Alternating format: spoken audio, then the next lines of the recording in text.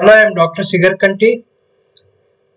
In this video, we discuss a function of two variables, continuity of function of two variables, a limit of function of two variables, a differentiation of function of two variables. So we consider only two variables here. That is what we are considering here is function of several variables. I am thinking of functions of several variables, but we consider only function of two variables, right? So that is here. If z is a function of two variables, say x and y. The meaning of this is x and y are independent variables. X can take its value on its own, y can take its value on its own. Z is depending on both x and y. That means if there is a change in x, definitely there is a change in z. There is a change in y, definitely there is a change in z. This is known as function of two variables. Okay. Now here in function of one variable, say y is equal to f of x. This is a function of only one variable. X is the independent variable and y is the dependent variable. Here we have defined limit of a function, that is here limit of f of x as a x tends to a. And here we define this as this is if LHL exists, that is left hand limit exists and right hand limit also exists, and if they are same, then we say that this unique value is the limit of the function. This is our LHL and this is equal to RHL. Okay. Suppose only LHL exists, RHL does not exist, means the limit of the function does not exist. If both exist and they are not same, then also we say that the limit of the function does not exist.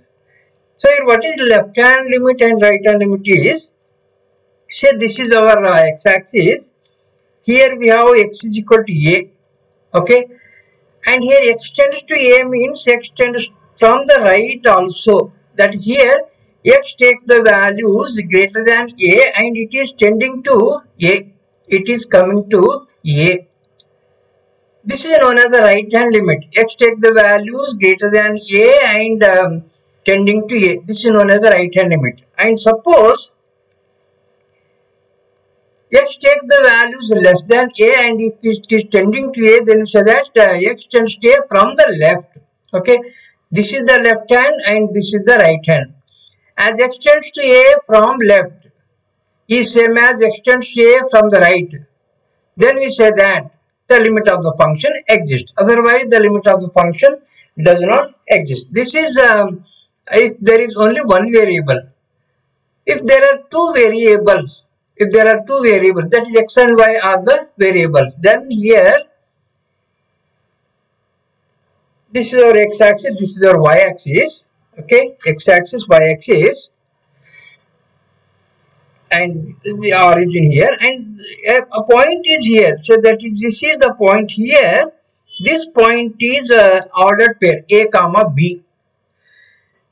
Here z tends to this point. That means here x tends to a and y tends to b. X tends to a and y tends to b. Or we say that x comma y tends to a comma b. Maybe in any manner here. There is no left, no right here.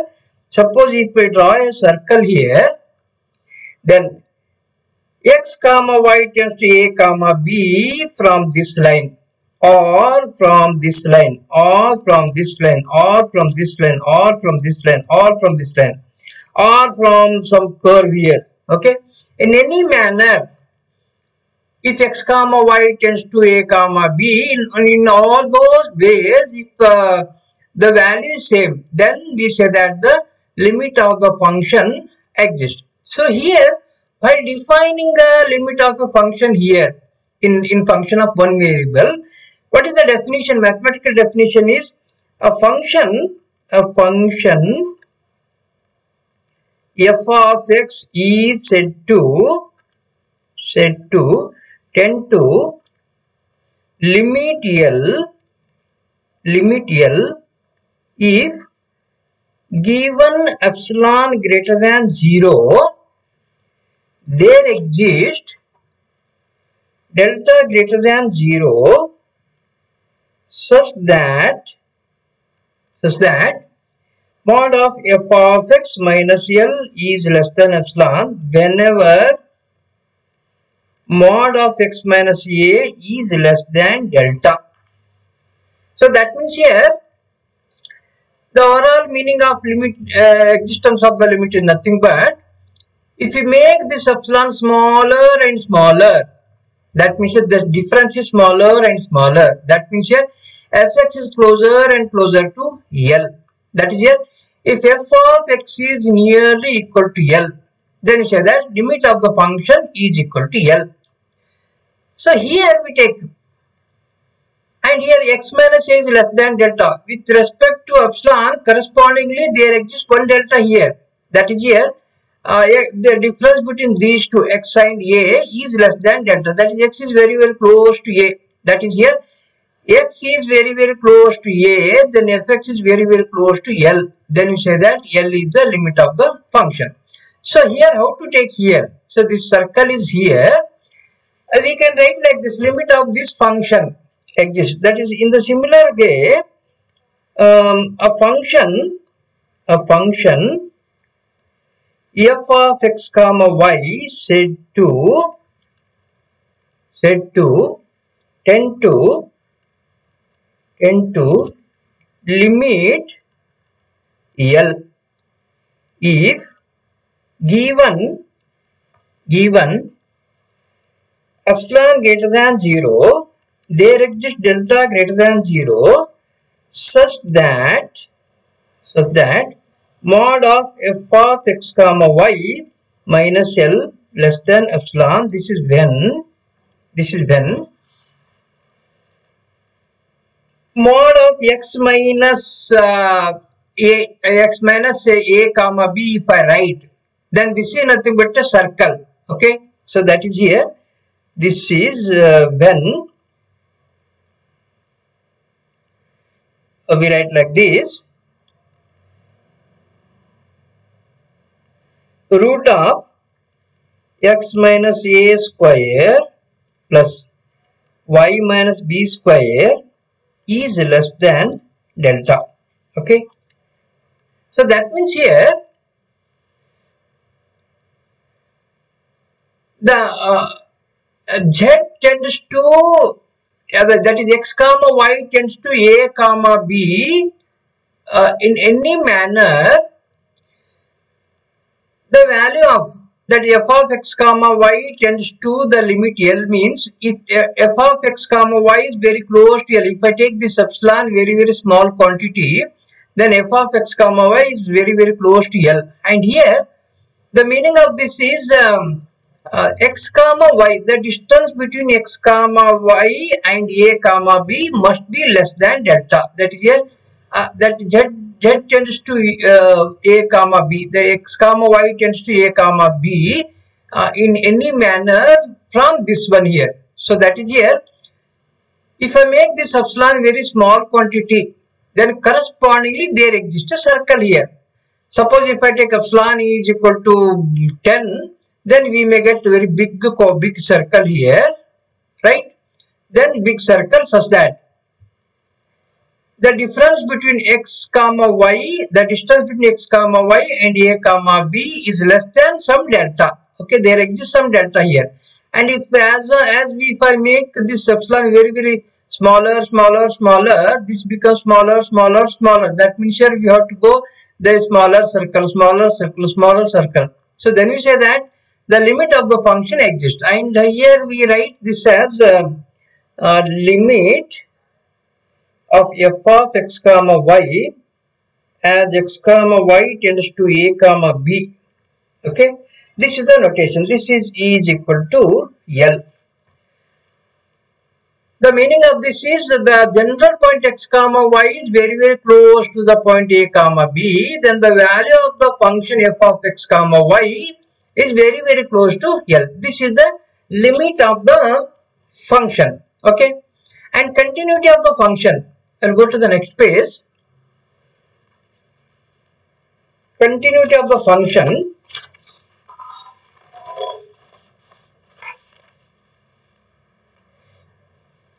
Continuity.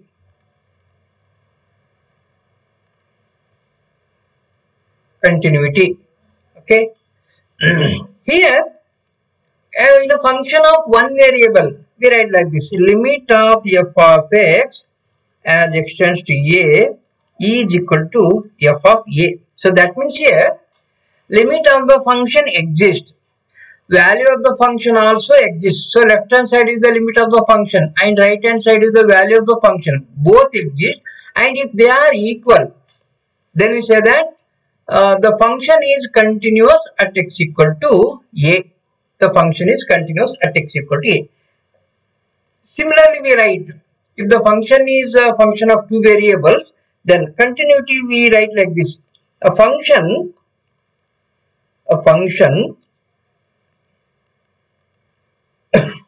f of x comma y is said to be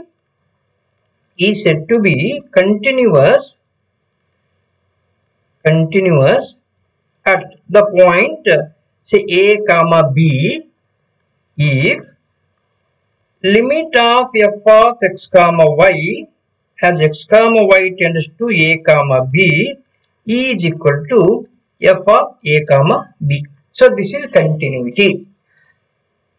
So to verify that the given function is continuous at a given point a comma b, what we need to do is first we have to find out value of the function f of a comma b, and then we have to find the limit of that f of x comma y as x comma y tends to a comma b. How to find the limit of this? See here, limit of the function is independent of the path of the point x comma y tending to a comma b. Okay, in whatever may be the path x comma y tends to a comma b, that is it may be from a straight line, from a curve, or from different straight lines. Okay, so for that the easier method is, let me consider a straight line y equal to m into x. Okay, y equal to mx. For different values of m, we get different straight lines. Okay, so let me take y is equal to mx, and then that means y is converted in terms of x. Then take the limit as x tends to a. That means we are converting this into function of only one variable. Then we take x tends to a. We find the limit of this one. If these two are same, value of the function and the limit of the function are same, then you say that the function is continuous at the point a comma b. Okay. So here while finding the limit of a function, you can choose any of the path, maybe straight line along the x-axis or along y-axis if it tends to that point. If the point lies on that line, you can choose that point. Or you can choose any curve, say y square equal to 4ax something. But that curve or that line must passes through the point a comma b. Okay. So this is how we can find out the continuity of the function. Now differentiability. Next we go to differentiability.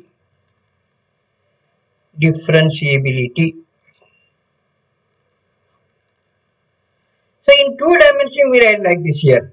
So differentiability, y is a function of x, y equal to f of x, then we write dy by dx is equal to limit of f of x plus delta x or h minus f of x divided by h as h tends to 0.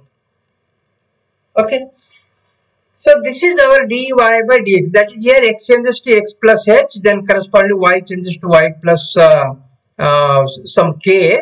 If the limit of this exists, then we say denote this by dy by dx and we call this as differentiation of y with respect to x.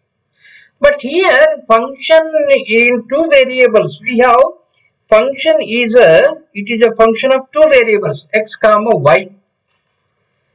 To find the differentiation of f with respect to x and with respect to y. While finding the differentiation of f with respect to x, we keep that y as a constant quantity. We treat y as constant quantity. Keeping y constant, we vary x.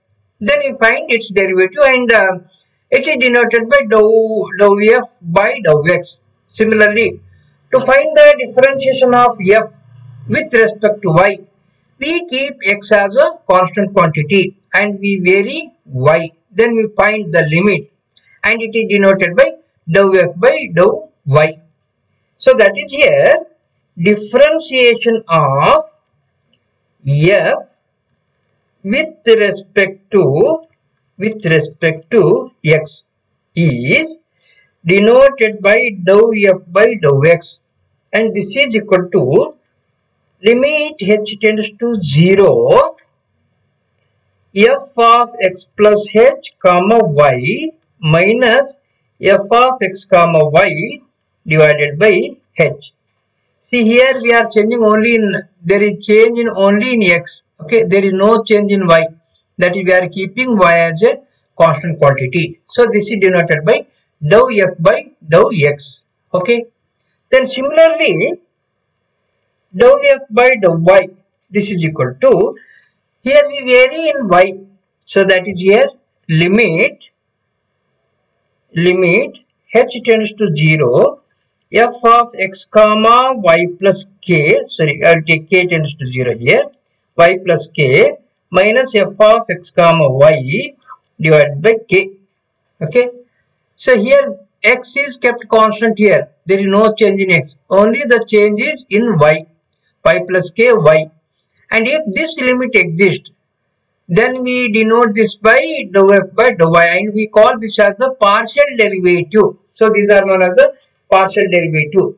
To find dou f by dou x, we treat y as a constant quantity. To find dou f by dou y, we treat x as a constant quantity. So that is here to find the limit. And to verify that the given function is continuous, what we do is, we do like this.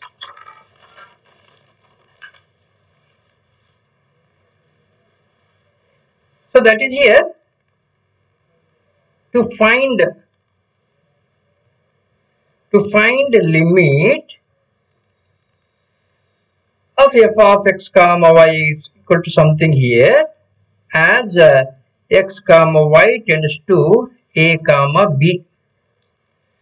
So what we do here is put y is equal to mx. Then we go for limit of f of x comma y tends to a comma b. This is equal to limit x tends to 0, x tends to a. Okay, x tends to a, and this becomes only a function of x because we are taking y equal to m into x. So try to find out this value. This is nothing but the limit. If this is unique, then we say that limit of the function exists. Otherwise, it does not exist. Suppose we are getting one time we are getting 1, another time we are getting 2, 3. If it is not unique, then we say that limit of this function does not exist. And for continuity,